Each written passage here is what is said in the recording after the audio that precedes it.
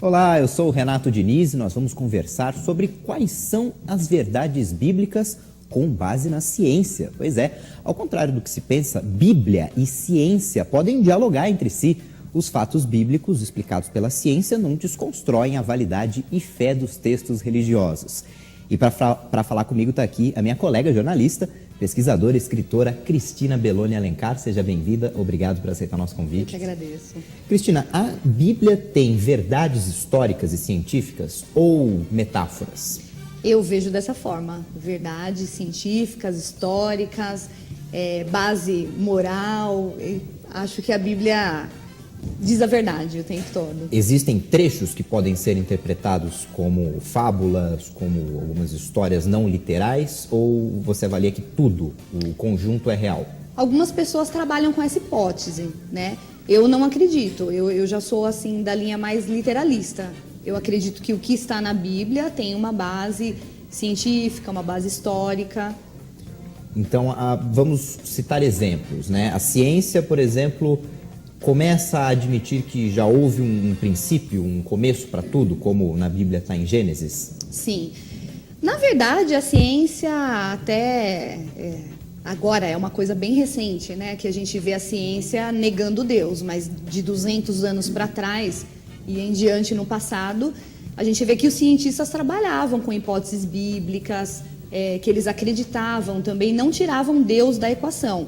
E isso eu acredito que seja assim, algo muito do nosso século, é algo muito moderno, né? As pessoas tiraram Deus da equação a partir do momento que entrou a teoria da evolução, o darwinismo. Então, os cientistas passaram a trabalhar assim, dessa maneira separada, tirando Deus da ciência. Mas acredito que mais de 50% dos cientistas já retornaram ao velho pensamento, né? A própria teoria da evolução, darwinismo, pode se dialogar com o que está na Bíblia? Aí já é um pouco mais difícil, né? Porque o evolucionismo ele trabalha assim com uma ideia da macroevolução, né? E o que se admite pela maioria dos cientistas que acreditam na Bíblia é na microevolução. Então existe uma evolução até certo ponto, mas não da forma como eles trabalham. Então fica difícil. No Gênesis, que é o primeiro livro, primeiro dia, o que Deus fez no primeiro, no segundo, no terceiro dia, no quarto, quinto dia. É literal, é real. É uma história contada dia após dia, não séculos, milênios, milhões de anos. Alguns trabalham com a hipótese diária e outros de milênios, né? Que um dia é como 1000 anos para Deus. Então muita gente entra aí com essa questão, né? Mas se a gente admite que Deus tem esse poder de criação, e se a palavra diz que quando Deus diz que haja luz, e a luz se fez, né? Então, se você acredita em Deus dessa maneira, então dá para você acreditar também que Deus trabalhou na criação durante os 6 dias e no 7º descansou, né? Aí é uma questão de fé, aí entra a questão da fé. Muitos não acreditam que esse tempo foi bem mais longo, que cada dia durou milênios. Mas é uma questão de posicionamento. Até dentro da própria teologia, estudiosos cristãos, estudiosos da Bíblia, têm posições talvez diferentes quanto a datas e dias. Alguns divergem, tem os literalistas, né, que acreditam que da forma como está escrito e tem aqueles que acreditam nessa hipótese. Não, aqui está falando um dia, mas um dia tem um significado diferente. Tem divergência, sim. Por falar na forma como está escrito, a Bíblia foi escrita durante séculos e por diferentes povos, passou por diferentes autores. Uhum. E existe essa dificuldade, esse desafio de interpretar os diferentes idiomas, as traduções de palavra para palavra? Na verdade não, de idioma não, né? A gente está trabalhando com o hebraico, o aramaico e o grego, né? Eu acredito que não há divergências por causa da linguagem em si. E, na verdade, quando você lê a Bíblia, você vê que as histórias se encaixam. Existem formas literárias diferentes em cada autor. Então, assim, cada autor foi inspirado por Deus para escrever o que está na Bíblia. Mas o autor também tem a sua personalidade própria. né? Então isso a gente não lança fora. Você vê que tem alguns que são mais poéticos, outros são mais históricos, descritivos, né? Outros mais espirituais. Então é essa a diferença que você vê entre um livro e outro da Bíblia. E o que já tem de ciência, o que já existe na Bíblia, já é citado talvez de uma forma rápida, em poucas linhas, e que séculos, milênios depois a ciência descobriu? Bom, na verdade, com bastante humildade, né, quando um cientista lê a Bíblia, eu acho que o que pega mais é essa parte da criação, né? Os detalhes na parte da criação. Então, vários fatores, né? A gente pode falar de dinossauro, pode falar em como a natureza é específica, aquela questão de ver Deus como um design inteligente. Então, assim, o que a ciência tem feito hoje é trabalhar com mais carinho nessas hipóteses bíblicas, e aí eles encontram a resposta na natureza, né? Quando você vê, por exemplo, a aerodinâmica de um pássaro... Isso é o design inteligente, eu queria que você explicasse o design inteligente. Isso, é uma teoria científica, né? Mais aceita, eu acredito, né, no meio científico do que o criacionismo. Mas se você colocar o criacionismo e a teoria do design inteligente, você vai ver bastante harmonia nas duas teorias. Ambas trabalham com a hipótese de que existe um criador, só que o criacionismo trabalha mais com o Deus bíblico, naquele contexto judaico, né? E a teoria do design inteligente admite que existe um Deus, mas não necessariamente dá um nome a esse Deus de Jeová, esse Deus que já a gente não vê. nega. Não nega, mas nesse meio também a gente precisa entender que o cientista é um ser humano. Então ele tem direito à fé dele. Então muitos cientistas acreditam nesse Deus bíblico, outros não. Trabalham com a hipótese de que existe um Deus, um ser superior, um design inteligente. Mas boa parte dos cientistas trabalham com a Bíblia também. Na sua avaliação, esse negacionismo de cientistas, de pessoas em geral, mas principalmente dos cientistas pesquisadores, atrasou de alguma forma o entendimento de ciência, de como a natureza funciona? Eu não vejo assim como uma forma de atrasar, né?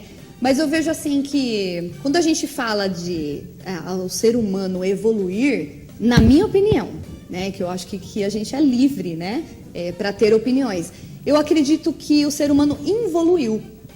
A partir do momento que o ser humano tira Deus da equação e que não valoriza, né, que existe um Deus, de que fomos criados, eu acho que o ser humano involui. Então, vamos falar assim, no nosso contexto brasileiro, por exemplo, né? E da forma banalizada como as pessoas estão pregando a Bíblia. A gente está vendo aí um cenário tão assim para uma nação cristã. O Brasil é a segunda maior nação cristã do mundo, né? A maior também em que envia missionários para o mundo. Então, assim, o que você vê de diferente na nossa nação, se a gente é considerado uma nação cristã? Então você não vê uma evolução nesse sentido de caminhar no amor de Jesus Cristo e da forma como diz a Bíblia. Você vê o ser humano sempre caminhando para trás, né? Você vê tanta maldade espalhada, tanta violência acontecendo. Então, assim, o que acontece? As pessoas, o cristão tem lido a Bíblia, mas eu acho que boa parte não entende e maior parte ainda não pratica. Esse é o nosso problema. E para entender é um caminho difícil, vamos falar a verdade. Para interpretar ou como interpretar a Bíblia, não fazer uma leitura superficial em que, de repente, detalhes passem despercebidos e isso não mude a vida da pessoa? Eu não acho que seja assim tão difícil. Eu acredito que há necessidade de ter, de interagir com a palavra, de ter mais carinho quando está lendo e mais atenção. A gente vive num tempo de uma geração imediatista, né? Tudo é muito rápido, a gente vive em função da correria, então a gente não lê. A realidade do brasileiro é essa. Nós não estamos lendo como deveríamos. Então, assim, o texto basta que seja bem escrito para chamar a atenção de uma pessoa. Aí todo mundo já vai dando joinha no Facebook, que texto legal, apoiado. Mas ninguém lê o que está escrito no texto em si. Tem coisas absurdas sendo apoiadas e coisas maravilhosas sendo desprezadas, como o texto bíblico, por exemplo. Então, eu acho que as pessoas são muito superficiais na leitura da Bíblia. Eu não acho tão difícil assim. Eu não acho que a pessoa tem que ser tão estudiosa. Eu acho que ela precisa ser humilde, ler a Bíblia, entender aquilo que ela está lendo. Vai devagar. Se não entendeu no primeiro dia, vai para um segundo dia. Fazer a leitura lentamente, não com essa pressa. A gente faz tudo, parece que está lendo bula de remédio, né? Tudo com muita pressa. Então a gente não se preocupa mais. O que eu estou lendo? Eu estou entendendo? Eu posso praticar isso na minha vida? É fácil? É difícil? Eu acho que nesse sentido é que a gente precisa melhorar. Mas não que a Bíblia em si seja tão difícil assim de interpretar. Mas é importante também ir além no sentido de ler um autor que interpreta, assistir a uma aula, hoje vídeos no YouTube, assistir um vídeo que interpreta para de repente ter uma visão diferente? Eu acho importante ir além, só que eu acho que a gente precisa ser bem seletivo nisso, né? Porque hoje, você entrou lá no Google, você encontra a resposta para tudo. E aí tem muita besteira que o pessoal lê e acredita, e atribui inclusive à Bíblia. Eu li isso aqui de tal autor, mas não se preocupe em saber quem é esse autor, qual a formação dele e qual a fé dele, né? Então tem muita gente lançando aí palavras ao vento e colocando novas doutrinas à Bíblia, né? Coisas que às vezes não existem, mas as pessoas inventam as doutrinas humanas, né? Cristina é autora desse livro, Derrubando Mitos, que já foi tema de uma entrevista aqui do Análise Direta. Você pode assistir novamente essa entrevista na nossa página do YouTube. Nesse caso, fala principalmente de Gênesis. Que é o primeiro livro da Bíblia, né? Isso. Agora, o que é um mito? E o que a Bíblia fala a respeito dos mitos? Como que esses mitos estão presentes no nosso dia a dia e podem eventualmente causar alguma confusão? A gente pode ver mitos como histórias contadas, como conceitos, de repente, que podem ser inseridos à sociedade, mas que não são necessariamente verdadeiros. Então, o mito, ele nasce de vários lados, né? Pode até ser verdadeiro? Pode. Muitas vezes, o mito pode nascer de uma verdade. Vou te dar um exemplo muito simples, a gente já não está mais nessa época natalina, né? Vou te dar um exemplo só para você entender o mito nesse sentido mais profundo, o mito do Papai Noel, por exemplo, né? Então, quando a gente comemora o dia de Natal, a gente está falando do nascimento de Jesus Cristo, mas a gente não vê na mídia ninguém falar sobre isso. O que a gente vê é o pessoal falar sobre Papai Noel, e aí ninguém mais sabe quem foi esse Papai Noel, existe ou não existe. Papai Noel é um mito, né? Mas, na verdade, foi um homem que existiu, fez parte da Igreja Católica, foi um líder, um homem bondoso. Existe uma história por trás disso e que foi transformada em mito. Inclusive, a imagem dele já não é a mesma, né? Se você pegar as primeiras artes, as estátuas dele, você vai ver que é bem diferente do que se desenhou, né? Então, assim, passou pela mão da Coca-Cola, a imagem do Papai Noel, ganhou uma roupagem vermelha, a barba branca, mudou de endereço, né? Da Turquia para o Polo Norte. Isso é mito. Histórias que vão sendo acrescentadas ao longo do tempo em cima de uma verdade ou não. Muitas vezes é até difícil você rastrear um mito. Você vai ver que ele, às vezes, nem existe, você não sabe nem da boca de quem saiu aquela frase, vira mito e você não consegue voltar no tempo e descobrir quem foi que disse, qual foi a base disso. E das verdades bíblicas, vamos falar então de exemplos na física, na química, na biologia, que já estavam presentes no texto da Bíblia. Vamos fazer isso no nosso próximo bloco. A gente vai para um rápido intervalo. Você pode mandar perguntas, comentários na nossa página do Facebook, Programa Análise Direta. Também comentários pela página do YouTube e também no WhatsApp. O código é 55, se você nos acompanha de fora do país. 11 99 224 7760. A gente vai para o intervalo e volta daqui a pouco.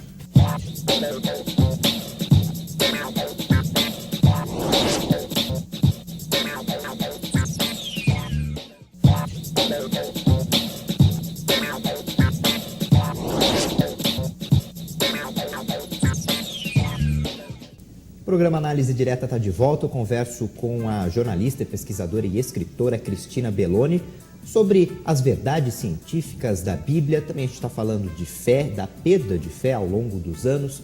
Cristina, falando de ciência, na Bíblia e na tradição judaica, que está presente em parte da Bíblia, se falava de 7 céus. E o que a ciência descobriu séculos, milênios depois? O que eram esses 7 céus? Na verdade, essa questão aí dos 7 céus é um pensamento judaico com relação ao céu. Então, eles imaginavam assim que em cada estágio do céu tinha um cenário diferente, né? Até você chegar no 7º céu, que é um lugar de maravilhas, né? E aí, através da ciência e de estudiosos, e até o que a gente aprende nas escolas, a gente descobre o céu geográfico, as camadas que existem em volta do planeta Terra. Então, assim, a gente vê que esse conceito de céu deles era uma coisa mais imaginativa, né? Então, a gente precisa separar a ideia que a gente tem de céu geográfico e o céu espiritual, né? Porque a ideia que a gente tem de céu espiritual, para onde vamos após a morte, né? O encontro com Deus, na verdade, não tem nada a ver com esse céu que nós conhecemos, além das nuvens. E quando a gente fala da criação do homem, a Bíblia cita o homem criado a partir do pó, se fala de barro, algumas pessoas têm a imagem de um boneco de barro virando uma pessoa, respirando, o coração batendo. Qual que é a interpretação que você faz de Gênesis, dessa parte de Gênesis? Quando você lê a Bíblia, fala que o ser humano foi criado do pó da terra, né? E aí a gente sempre fala nesse assunto, né? Sempre assunto de entrevista, porque é interessante. A explicação que nós damos muitas vezes para as crianças de como Deus formou o ser humano pode passar por esse estágio aí da gente falar que Deus fez um bonequinho de barro. Então, para a imaginação infantil, é fácil de entender, mas quando você passa isso para a vida adulta e você explica para um adulto, olha, primeiro Deus fez um bonequinho de barro, depois ele soprou e fez o ser humano. E aí, claro que o ser humano racional vai questionar, e como que nós somos feitos assim, de carne, pele, ossos e músculos, né? Então, eu vejo da seguinte forma: quando a Bíblia diz que o ser humano foi feito do pó da terra, significa que o ser humano tem a mesma composição da composição da terra. É só isso. A gente não pode ir além dessa afirmação bíblica, né? Acaba afastando um pouco as pessoas, às vezes, da Bíblia, esse tipo de ensinamento. Não que esteja errado, eu sempre repito isso. E não que Deus não tenha o poder para isso. Se Deus quiser criar o ser humano dessa forma, e se criou, Deus tem poder para isso. O que eu digo é que muitas vezes a gente quer colocar o nosso pensamento humano para dentro da Bíblia, passar isso para as pessoas e dizer que isso está escrito na Bíblia desse jeito, e muitas vezes a pessoa não vai ler para conferir. A gente precisa ler o texto. O ser humano foi feito do pó da terra. Ponto. Como? Aí é a imaginação humana. Eu acho que a gente não deve passar isso para frente como uma verdade bíblica. Uma cena descrita na Bíblia, a fuga dos hebreus do Egito e as pragas também antes da fuga. Sim. As pragas eram literais, elas também têm uma simbologia com respeito às religiões pagãs daquela época? Eu acredito que foram acontecimentos reais e literais, que realmente, da forma como está escrito na Bíblia, aconteceu. A parte simbólica, eu acredito, que como Deus usa esses episódios para derrubar aqueles deuses egípcios, né? Através do rio, através das rãs, através das pragas, né? Então, o que eles consideravam como deuses, Deus destruiu com a praga, ou transformou aquilo em praga, né? Então, quando os egípcios clamavam a esses deuses estavam destruídos, né? E agora? Então, Deus mostra, acredito que o simbolismo seja esse, Deus mostra que Ele tem poder sobre todos esses deuses que o ser humano criou. E quando se fala em gigantes na Bíblia, são reais ou é uma interpretação de poder? Tem base científica, inclusive, para isso, né? Tem gente que acredita e tem gente que não acredita. Mas cientistas trabalham com essa hipótese que, no começo da criação, o oxigênio era 50 vezes maior do que no nível que existe hoje. A natureza toda foi transformada depois do dilúvio, principalmente. Teve uma catástrofe hídrica e muita coisa se transformou. Não dá para se interpretar com o meio ambiente, com a natureza que a gente conhece hoje. Não dá. Não tem imaginar que fosse igual. Não, porque o planeta Terra sofreu muito com essa catástrofe. O ser humano também tem muitas consequências que a gente vê na natureza hoje, coisas que as pessoas questionam e quer colocar a Bíblia em descrédito. Por exemplo, por que um Deus tão bom, um Deus de amor, criaria a natureza dessa forma? Vou te dar um exemplo sobre os predadores, sobre a cadeia alimentar, né? É tão violento você ver um animal devorando o outro com aquela violência. Então muita gente questiona, mas por que Deus criaria isso assim? Se você voltar bem no início, lá de Gênesis, e ver como que Deus criou todas as coisas, da forma como Ele criou, a gente vai entender que existia harmonia entre os animais, que não se comia carne, inclusive, naquele tempo, passou-se a comer carne após o dilúvio. Então, dá para entender que a cadeia alimentar veio depois do dilúvio. Então, tem muita coisa que a gente fala, Deus fez isso, é tão estranho. Não, isso é consequência de uma atitude do ser humano. Então, voltando à sua pergunta, sobre os gigantes, né? Não quero deixar de responder ela. Eu acredito que o ser humano era bem maior do que é hoje. Até porque ele vivia muito mais tempo, né? Eu acredito literalmente que o ser humano viveu como Matusalém 969 anos. Eu acredito nisso, da forma como está na Bíblia. E tem gente que fala que não dá para ver no literal essa parte. É muito tempo para um ser humano viver. Mas eu acredito que vivia assim porque havia condições para isso. A natureza tinha harmonia para isso. Então, daí que a gente explica a história dos gigantes, né? Havia gigantes? Eu acredito. E aí ficou uma geração justa, né? Depois de Caim e de Abel veio Sete. Dessa geração de Sete, acredito que uma geração pura ainda nasciam pessoas com estatura maior, porque a Bíblia fala delas. Até chegar lá em Golias, sobrou ainda alguns gigantes, entre aspas, eu acho que não tão grandes como eram antigamente, mas com uma estatura maior, a ponto de colocar medo, né, na nação vizinha, né, em tempo de guerra. E existe uma dúvida recorrente quando se fala da Bíblia de Antigo e de Novo Testamento. A gente está falando até aqui principalmente de Antigo Testamento. Antigo Testamento. Né? Mas de Novo Testamento, por exemplo, uma dúvida recorrente aparentemente Deus era mais severo no Antigo Testamento, punia, era rigoroso, e no Novo Testamento uma coisa mais próxima da paz. Existe essa mudança? Como que a gente pode explicar esses aparentes dois personagens? Uhum. Eu não vejo a mudança em Deus, mas na forma como o ser humano interpretava Deus. Porque até o Antigo Testamento não tinha a presença de Jesus. No Novo Testamento, você tem Deus com os seres humanos, né? Porque Jesus veio na figura de Deus, né? Ele foi enviado por Deus. Então, sim, então você consegue ver um ser humano agindo com todo o amor de Deus através da figura de Jesus e ensinando aos homens como é que se faz, como é que se cumpre essa lei. E no Antigo Testamento você vê uma interpretação humana de Deus e que era feita, a apresentação de Deus era feita através dos profetas, né? Então, havia muitas contendas, muitos problemas, aí tudo se resolvia com os profetas, com os sacerdotes. Aí veio a lei, né? Existia a lei que veio através de Moisés, os 10 mandamentos. E o que o ser humano fez com essa lei? Né? Passou a liderança religiosa, passou essa lei para o ser humano de uma forma tão rígida que o ser humano não conseguia cumprir essa lei. E eles mesmos não conseguiam cumprir. Então, eles praticamente se apoderaram da lei de Deus para dominar o povo. Eu vejo dessa forma. E se a gente for ver no nosso contexto de hoje em dia, isso tem acontecido novamente. É isso que explica tantas guerras no Antigo ou no Novo Testamento? Se apoderar da lei de Deus e dar uma visão humana a ela. Ou distorcer para enfrentar outro povo, para lutar contra outro povo?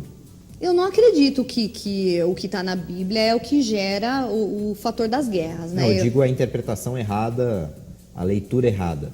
A leitura errada da Bíblia causa muitas confusões, né? Se você transformar uma leitura da Bíblia num dogma e você levar isso para a igreja como doutrina e falar, não, é Deus que quer assim, você tem que fazer assim, e de repente não é bem assim, foi só uma interpretação, né? Eu acho que distorce todo o evangelho. A gente deixou de viver um evangelho de amor para viver um evangelho de imposição e de várias teologias, não é? Hoje em dia, né, se você for ver quantas denominações a gente tem no mundo, tem 45 mil denominações cristãs. no mundo inteiro. Então, nós vivemos um tempo onde a igreja está muito fragmentada. Então, o que você ouve numa igreja a respeito da Bíblia é muito diferente do que você ouve na outra igreja. As pessoas já estão confusas em relação a isso. Por isso que eu acho que é tempo das pessoas voltarem a ler, principalmente porque a gente tem essa liberdade, a gente vive num país laico, livre, né? A gente tem liberdade de religião e todas as outras liberdades. A gente pode ler e entender. Qual é o valor disso? Ter a liberdade de ler a Bíblia? Meu Deus, é um valor inimaginável, principalmente quando você coloca o Brasil ao lado de países onde o cristianismo é proibido. Se o cristianismo no Brasil e os cristãos brasileiros tivessem noção da liberdade que a gente tem, o evangelho não estaria tão banalizado. Porque nós temos liberdade, como eu disse, até de criar novas teologias. Tem teologia aí de todo tipo, para tudo quanto é gosto e de tudo quanto é segmento. Hoje você vê uma teologia que atende às necessidades humanas. Não é essa a proposta do evangelho. E aí você me pergunta, qual é a importância dessa liberdade? Meu Deus, se a gente colocar um cristão perseguido aqui para responder essa pergunta, a gente vai chorar. De ver como a gente despreza essa nossa liberdade. Porque eles não podem ter uma Bíblia em casa, por exemplo, não pode ter uma página sequer da Bíblia, não pode falar no nome de Jesus Cristo. E o que acontece com esses cristãos? Eles são crucificados, são mortos, são presos, são espancados, perdem suas famílias, tudo por causa do nome de Cristo, tudo porque querem ter uma Bíblia. Eu estava até lendo uma matéria ontem, que veio da Coreia do Norte, e lá é assim, extremamente proibido, né, falar em Bíblia, ter um livro, então eles chamam o livro da capa preta, né? Então, o que eles fizeram?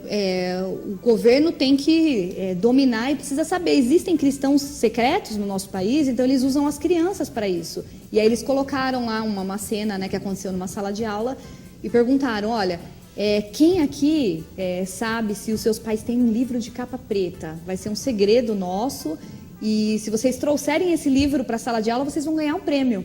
E aí uma menina sabia que tinha uma Bíblia escondida debaixo do sofá, que os pais liam lá. Os pais não contam para os filhos que eles são cristãos, porque senão eles vão ser presos e os filhos vão ser criados por quem?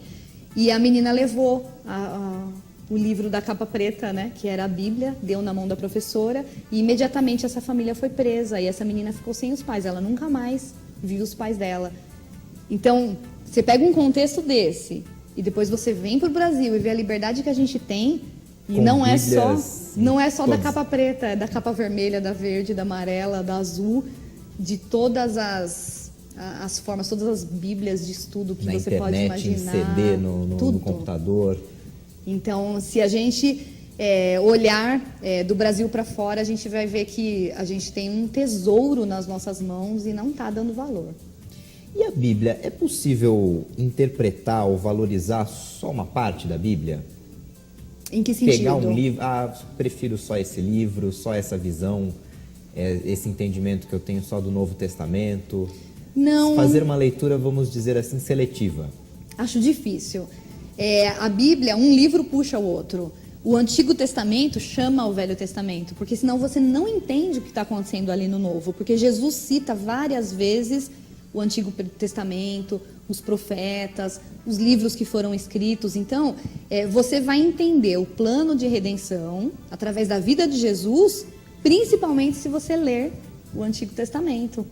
É maravilhoso, porque você vai entender a história do tabernáculo, como ele foi construído, e isso era uma sombra no Antigo Testamento.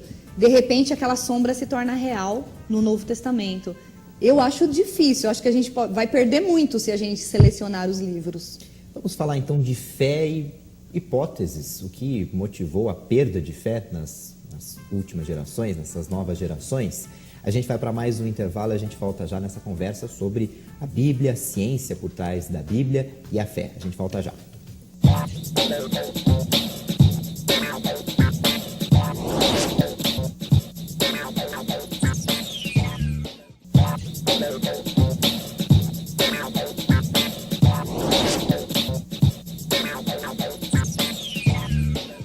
Estamos de volta com o programa Análise Direta. A nossa conversa hoje é sobre a Bíblia, a ciência e a fé.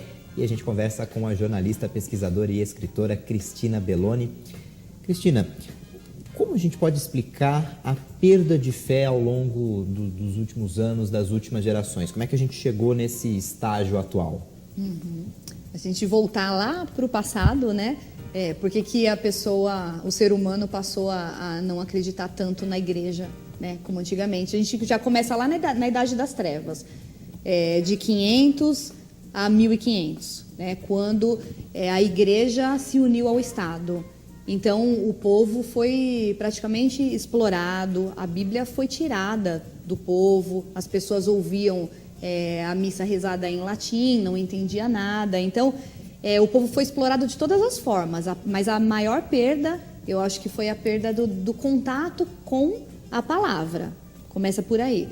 Depois veio aquele período da Reforma Protestante, com Martinho Lutero, e logo em seguida já veio o Iluminismo, né? O que significou esse movimento para o ser humano, o iluminismo?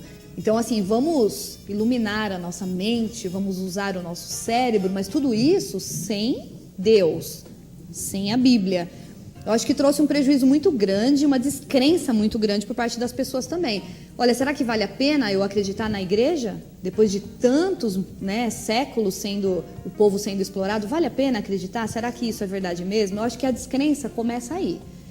Quando veio o iluminismo, eu acho que foi um cenário perfeito para a chegada de Darwin, né? Porque as pessoas passaram a ficar vazias, né? Naquele período foi separado a religião e o mundo secular. Então, quando a gente fala, até os dias de hoje a gente vive isso. Quando a gente fala em fé, é uma coisa. Quando a gente fala em mundo secular, é a sua vida. Parece que a gente pode separar isso, quando na verdade não há como, né? Eu acho que foi quando Darwin chegou e o cenário era esse, então assim, foi propício para que as pessoas acreditassem nas teorias dele, que são teorias humanas, né? Baseadas no pensamento de um homem. Era como ele interpretava, era como ele via. Virou um movimento tão assim, que ganhou tanto crédito, que entrou inclusive para as escolas, esse tipo de teoria, sempre refutando a teoria da criação. Por quê? Teoria da criação é uma questão de fé. Saiu da ciência, né? Olha como que a gente teve um rompimento grande aí, e é difícil você viver sem conciliar as duas coisas. Você consegue conciliar, viver sem conciliar a sua fé? Dá para separar a sua fé?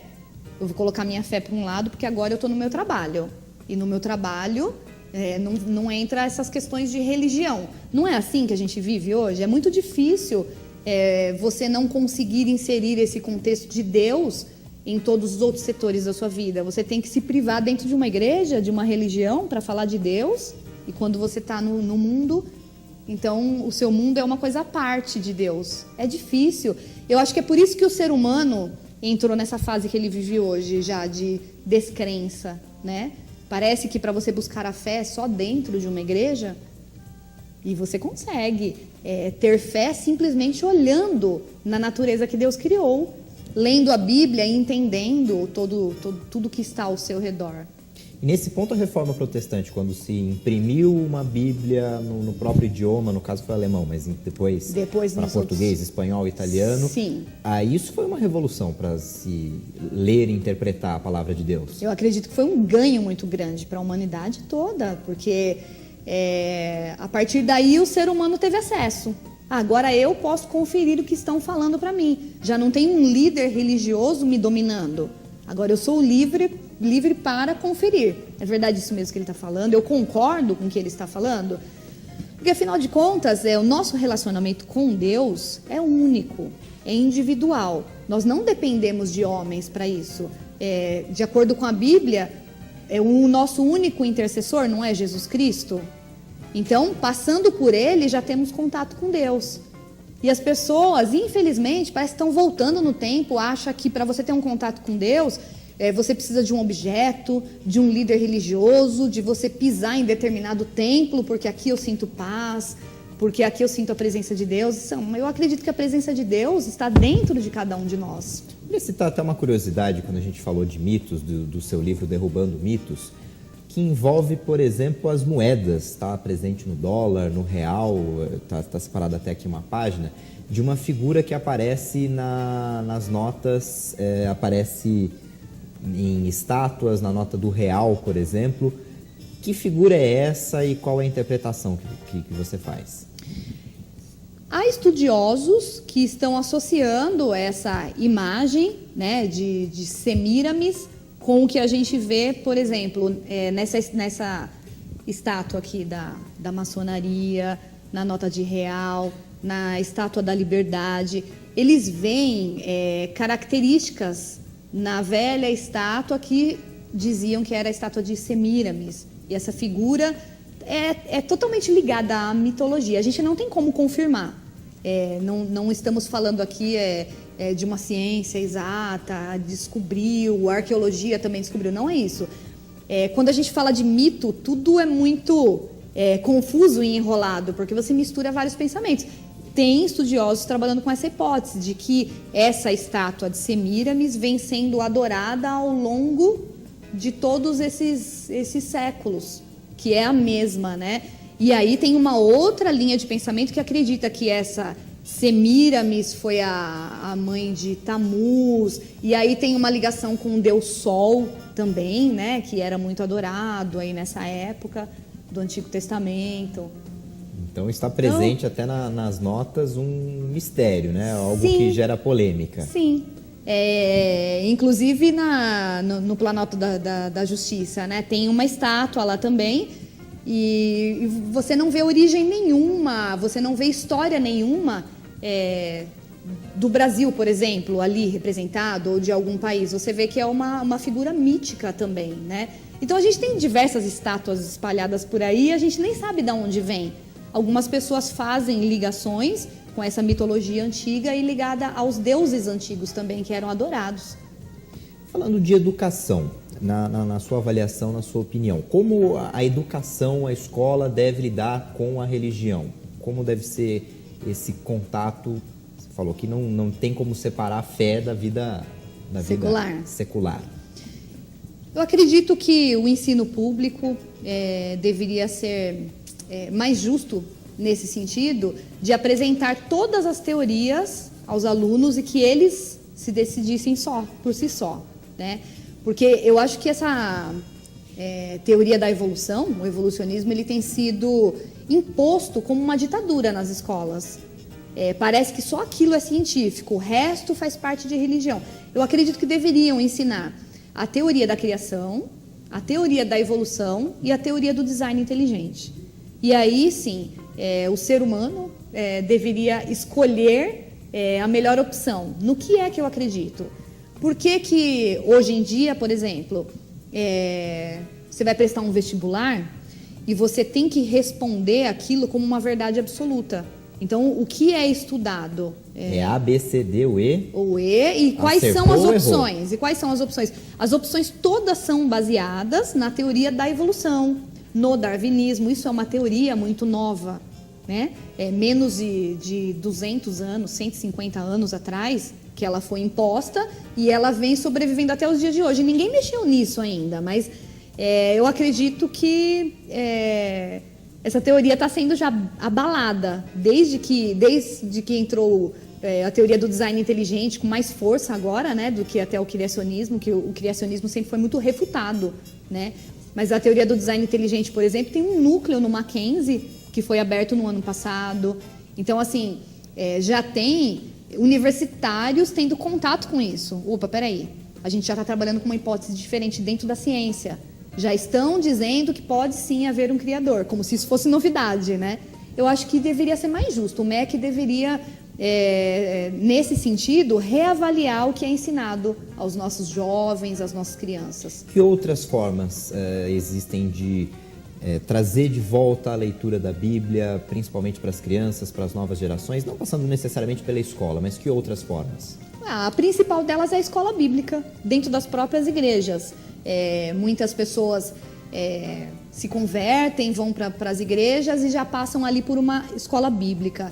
Eu acho importante essa escola bíblica, mas eu acredito que já está na hora também de passar por uma reforma. Por quê? As questões que nós vivemos hoje, no nosso século, nem sempre são citadas em todas as escolas bíblicas das igrejas brasileiras, por exemplo, que é o nosso contexto.